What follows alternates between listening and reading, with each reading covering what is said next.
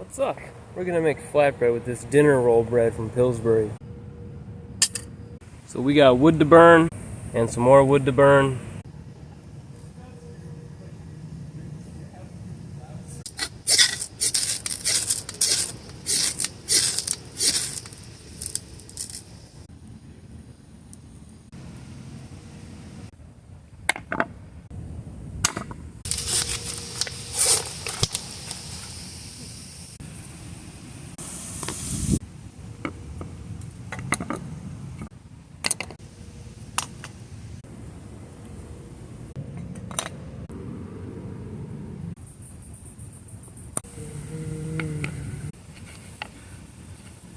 Burnt the first one, we're going to toss another on.